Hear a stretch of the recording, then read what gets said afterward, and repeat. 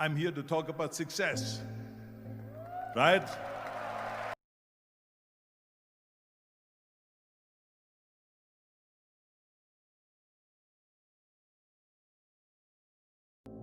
The first rule of success is to have a vision. You see, if you don't have a vision of where you go, and if you don't have a goal where you go, you drift around and you never end up anywhere. It's like you can have the best ship in the world, you can have the best airplane in the world. If the pilot or the captain doesn't know where to go, it would just drift around. It would not end up anywhere, or most likely in the wrong place. So I was very fortunate that I stumbled onto my vision. I mean, as you know, I was born in 1947 in Austria after the Second World War. And I didn't really like Austria when I grew up. I couldn't wait to get out of there. I couldn't see myself becoming a farmer or a worker in a factory or anything like that. Even though my parents wanted me to stay there and have a normal life. My father wanted me to become a police officer like he was. My mother wanted me just to stay there and marry a girl with the name of Heidi, hopefully, and have a bunch of kids and run around like the Van Trapp family in The Sound of Music. But that was their vision, not mine. My vision was totally different. I felt that I was born for something special, for something unique, for something big. Do you know how great it felt that I knew where I was going? Imagine the majority of people don't know where they're going. When you have a goal, when you have a vision, everything becomes easy. Because remember that in America, for instance, when you study, you will see the percentage of people that like their jobs.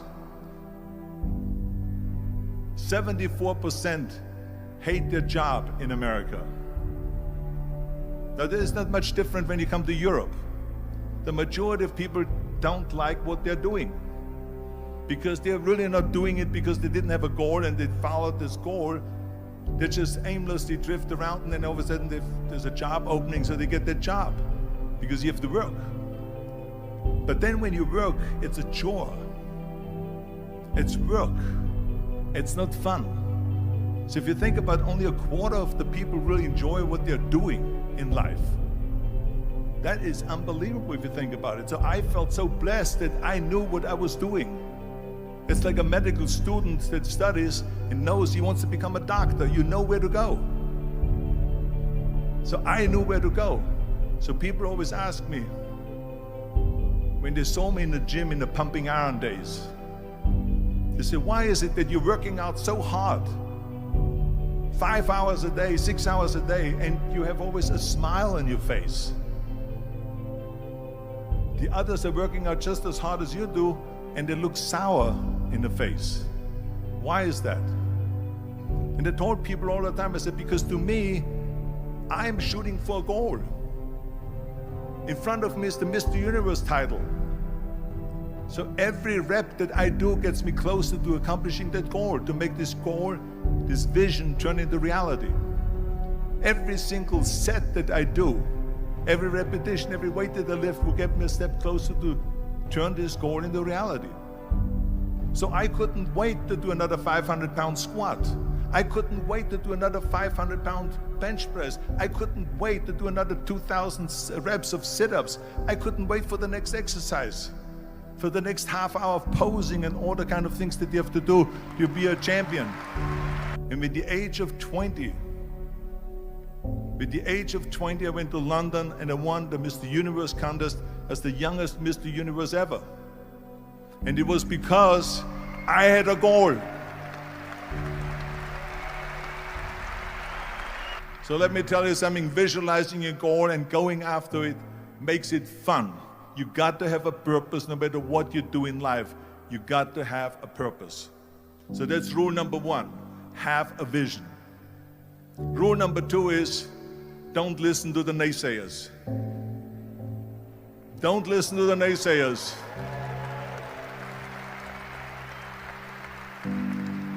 Everything I ever did, the thing that I heard out of people's mouth was, that's impossible. That can't be done. Or no.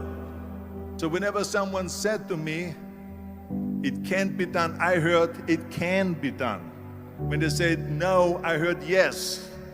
And when they said it's impossible, I heard it is possible. I'm a strong believer of what Nelson Mandela said, that everything is always impossible until someone does it. Well, I'm going to be the one, I said to myself, I'm going to do it and I'm going to show it to them. Maybe it has never been done before. That's perfectly fine with me. But I'm going to do it. And I did not listen to the naysayers.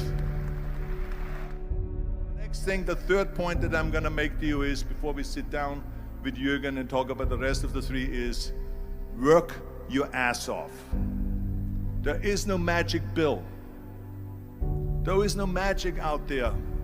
You cannot get around. You have to work and work and work. And it drives me crazy when people say they don't have enough time to go to the gym for 45 minutes a day and work out. Or to do something for 45 minutes to an hour a day to improve. If it is physically improve or if it is mentally to improve. Imagine you read 1 hour a day about history.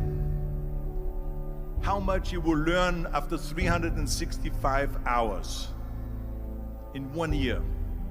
Think about if you study about the history of musicians, of composers, how much you would know. Imagine if you would work on a business, on some business that you want to develop every day for an hour. Imagine how further along you will go and get. So it drives me nuts because when people say we don't have the time, we have 24 hours a day. We sleep 6 hours a day, so that gives you still 18 hours. And there's someone shaking their head out here in front. They say probably, I don't sleep 6 hours, I sleep 8 hours, right? Or just sleep faster.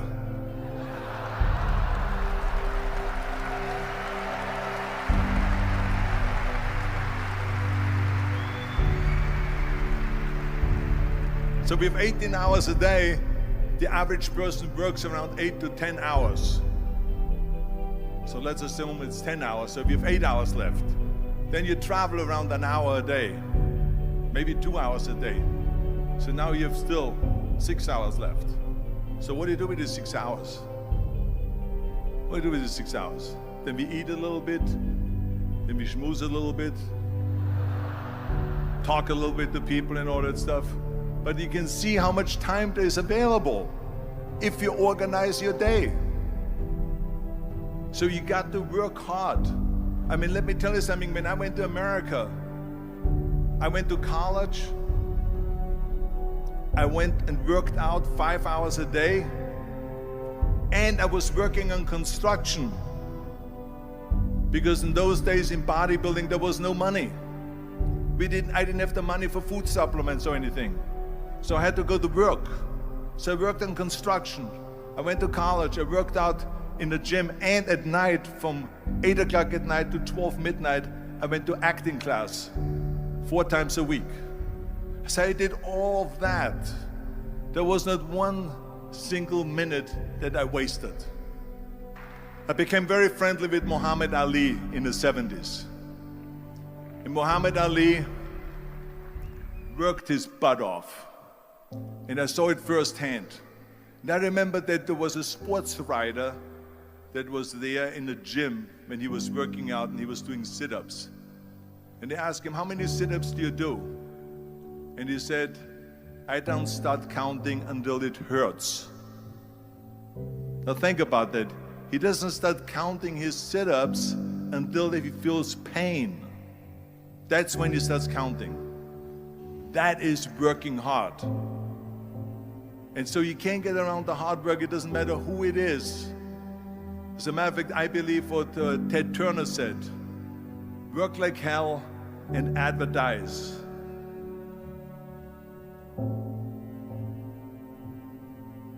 You get it?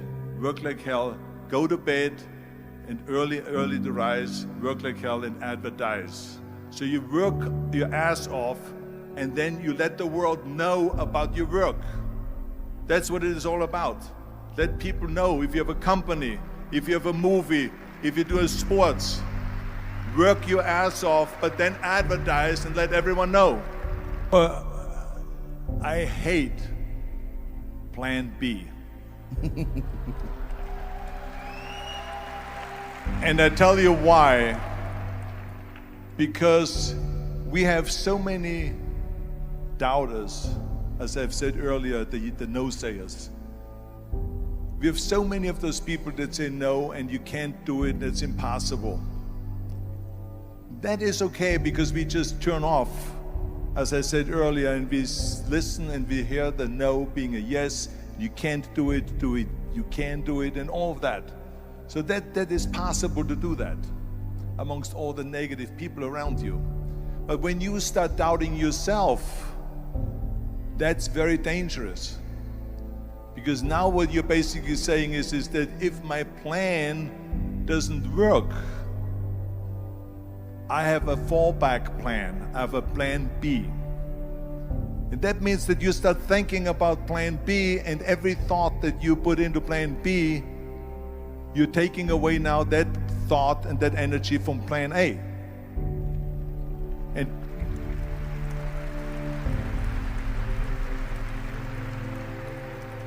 And it's very important to understand that we function better if there is no safety net, because plan B becomes a safety net. It says that if I fail, then I fall and I get picked up and I have something else there that will protect me.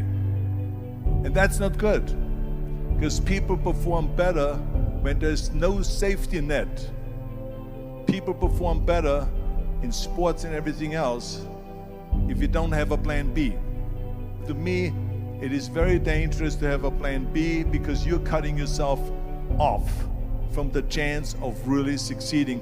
And the reason, one of the main reasons why people want to have a plan B is because they are worried about failing. What is if I fail, then I don't have anything else? Well, let me tell you something, don't be afraid of failing, because there's nothing wrong with failing. You have to fail in order to climb that ladder. There's no one that doesn't fail. We all fail. It's okay.